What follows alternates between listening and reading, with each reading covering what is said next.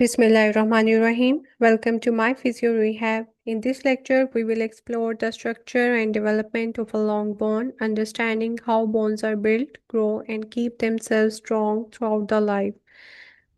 So let's begin. The structure of a long bone. The long bone has three parts: the diaphysis, metaphysis, and the epiphysis. The diaphysis or shaft is a long tubular part made up mainly of compact bone that provides strength and acts as a lever during movement. At both ends, we have the epiphysis, which are broader and contains spongy bone filled with red bone marrow and the site of blood cell formation. The periosteum covers the outer surface of the bone and it's rich in blood vessels, nerves, and bone forming cells, helping in repair and growth. Inside the shaft, there is a medullary cavity which contains yellow marrow, mostly fat in adults. At the joints, there is a articular cartilage, a smooth surface that reduces friction and allows easy movement. A nutrient artery enters through a small opening called the nutrient foramen to supply the bone from within.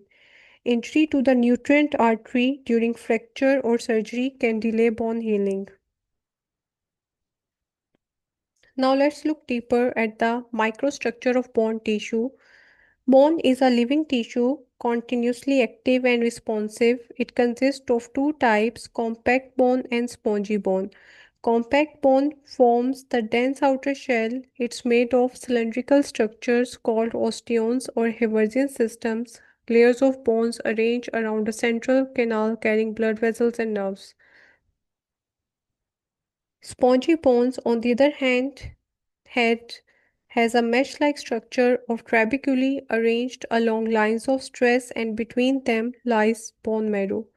The bone contains three major types of cells: osteoblasts, which build bone; osteocytes, which maintain it; osteoclasts, which break it down when necessary. In osteoporosis, osteoclastic activity exceeds bone formation, leading to weak porous bones and increased fracture risk. Why do bones need to remodel? You might wonder, once bone is formed, why does it keep remodeling? Bone remodeling is a lifelong process of renewal and repair. It allows bones to adapt to new stresses, heal after injury, and maintain mineral balance in the body.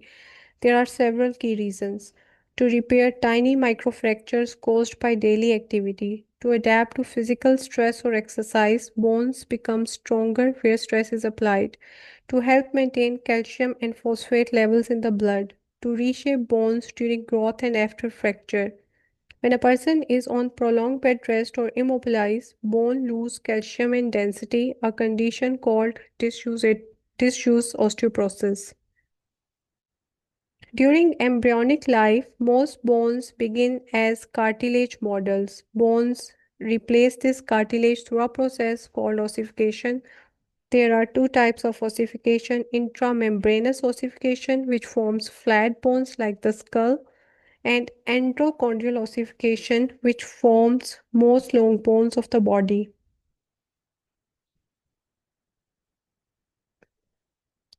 Endochondral ossifications begins with the cartilage model shaped like the future bone. A pericondium around the model becomes vascularized and turns into periosteum. A bone collar forms around the middle of the shaft. This strengthens the cartilage model. The chondrocytes inside the shaft enlarge and die, leave behind the cavities. Then the periosteal bud appears, and here you can see the blood vessels and the medullary cavity. Next, blood vessels and bone forming cells invade the center through the periosteal bud.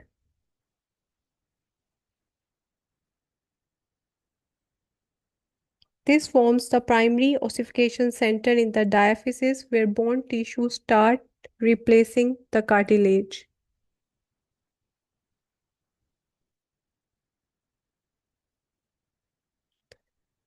Later, the secondary ossification centers appears in the epiphysis,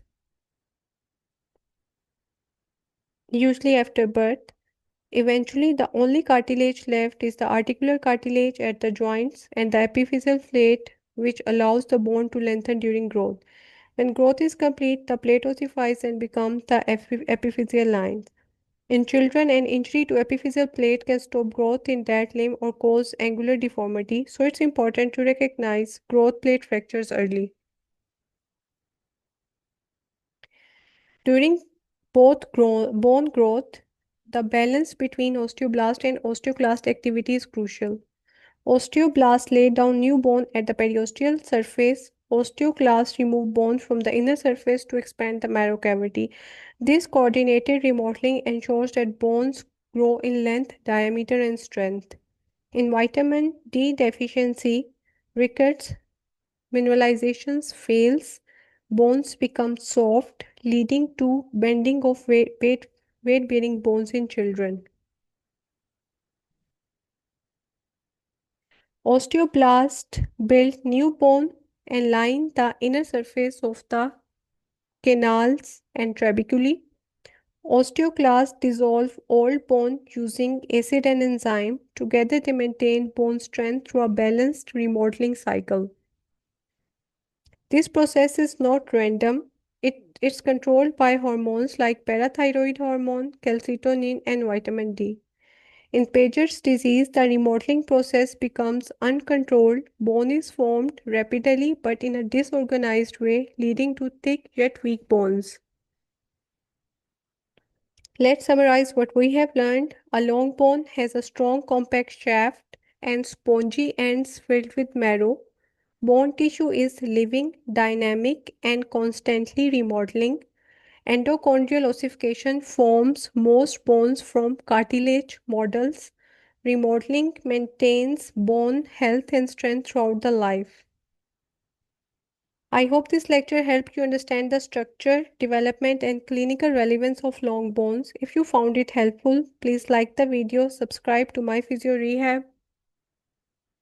Thank you.